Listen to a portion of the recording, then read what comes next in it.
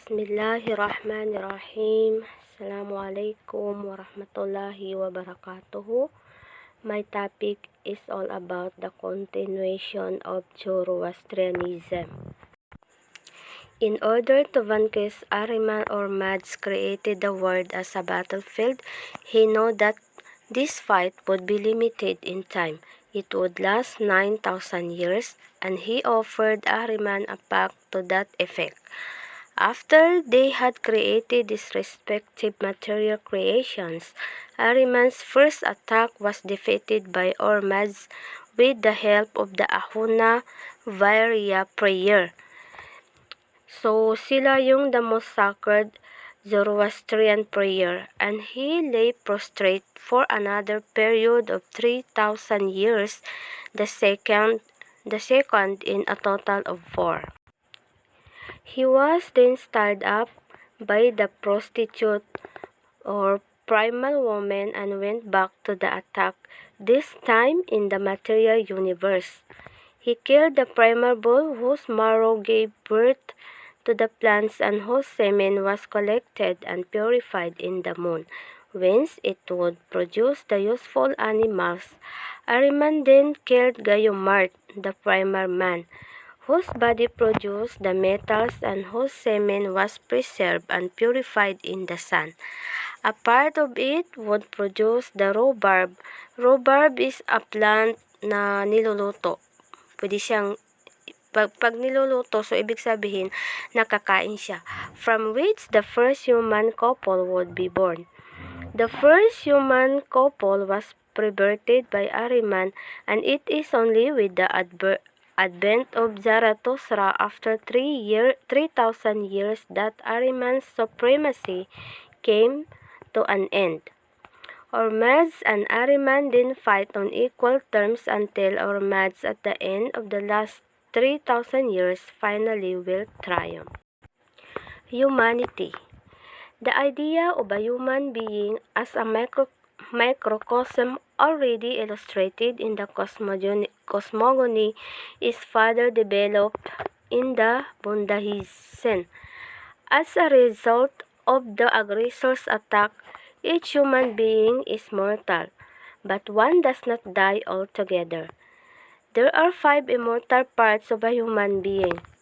So, ito sila. Aho, or life, Daina, religion, Bauda, knowledge, Orvan, soul, and Frabashi, pre-existent souls. The latter term seems literally to mean preeminent hero. The conception that caused this term to be applied to the mens or the spirits or Pitara of Iran is that of a defensive protective power that continues to emanate from chief even after death. The originally aristocratic notion seems to have been vulgarized in the same way as in Greece. Any dead person came to be considered a hero. So, pag sa Greece, kung kahit na sino yung taong namamatay, ay kinikonsider nila na isang bayani. So, or in Egypt, kahit na sa Egypt, ganun yung paniniwala nila.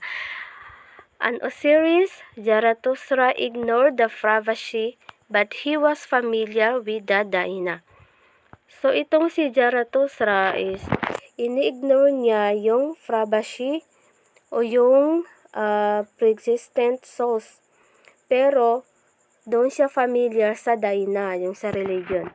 The latter term meant religion in both its objective and subjective senses. So, yun na nga. Sa India at saka sa Iran naman, ay naniniwala na the afterlife have many features in common, probably dating back to the Indo-Iranian period. A feminine encounter, a bridge with dogs watching it, a heavenly journey. In the Katha Upanishad, one of the Upanishad's speculative philosophical texts In the Hindu tradition, a man's soul is welcomed in heaven by 500 apsaras. So, 500 apsaras. Apsaras means cloud maidens. In Iran, sa Iran naman, a man's soul meets his own religion or daina in the form of a beautiful damsel if he has lived justly. Otherwise, he meets a hideous hag. Either before this encounter or after, according to the various texts, the soul must cross a bridge. This with the younger and the gods is attested in India in the Yajurveda and the Upanishads. In the Gathas, it is called the bridge of the requitor. It leads the good soul to paradise, but the bad ones fall into hell. So, paniniwala din nila na kapag yung good souls, o kapag yung tao namatay na isa siyang mabuting tao ay mapupunta sa paraiso. But the bad ones or yung masama ay mapupunta sa impyerno. The soul has also to undergo a judgment. So, yun, i-judge din yung souls. So, hindi naman kasi basta-basta makakapunta sa Jannah kung yung mga naiwan mong gawain o yung mga nagawa mo dito sa earth ay hindi ka tanggap-tanggap. It appears before Mitra and his two companions, Sosha and Rasno. Finally, it ascends through successive stages representing respectively a man's good thoughts or the stars, good words, the moon, and good deeds, the sun, to the paradise of infinite lights. In the Veda, it is said only that the sojourn of the good deed is beyond the path of the sun. In paradise, the soul is led by Vuhumana, the good mind, to the golden throne of Ormazd. Hell also has symmetrically 4 levels. So, ang impyerno daw ay may 4 na levels for the souls whose good actions exactly balance their evil once there is an intermediate place. Let's proceed to eschatology. Zarathustra spoke saviors who, like the dawns of new days, would come to the world. He hoped himself to be one of them. After his death, so pagkatapos ng kanyang pagkamatay, the belief in coming saviors developed. So, yun. Na-develop yung paniniwala ng saviors. Zarathustra was expected to return. So, yung mga tao naman ay nag-expect na after ng pagkamatay ni Zarathustra ay magbabalik ulit siya.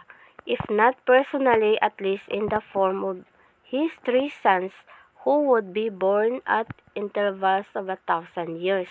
So, from his semen, the last of these saviors, Asbat Irita or Justice Incarnate, was also simply called the Savior. Only in the Pahlavi books is this theme systematically developed. It is dominated by the idea of a final return to the initial state of things. The first human couple had at first fed on water, then on plants, on milk, and at last on meat. The people in the last millennia will, at the event of the 3 successive saviors, abstain in the reverse order from meat, milk, and plants to keep finally only water. The primeval combatants also have their counterparts at the end of time. The dragon that was killed in order to liberate the imprisoned waters will appear again at the resurrection to be killed by another hero. In the last great struggle, the hosts of good and the hosts of evil will vie with each other, and each soldier of our match will defeat and kill his own specially adversary. This will restore the state of peace that had prevailed initially. The weak will then submit to an order of molten metal and fire. Fire and Aryaman will cause the metals of the mountains to melt and to flow down as a river of fire. So, itong area man will cause the metals. So, ito yung dahilan kung bakit yung mga metals sa mountains ay magme-melted and then magiging river of fire siya. The wall of resuscitated humankind must traverse it. It will burn only the weak, whereas to the just it will be as a sweet, warm milk. So, para doon sa mga weak, so masusunog sila, no? And then, yung sa mga just naman, ay yung river ng fire na yon ay para lang siyang isang sweet as warm milk. Isang parang gatas lang siya. The suffering of the weak will last only 3 days. So, 3 araw lang. However, afterwards, all humankind will enjoy much happiness. On the flattened earth, for the metal will fill in all the valleys, men and women, henceforth shadowless, since they are sinless, will taste the bliss of family life. He will be sealed forever, and Ariman will be either powerless or annihilated. Again, thank you for listening, and pasensya na rin kasi ang hirap basahin ng topic na na-assign sa akin. Thank you, and wassalamualaikum warahmatullahi wabarakatuh.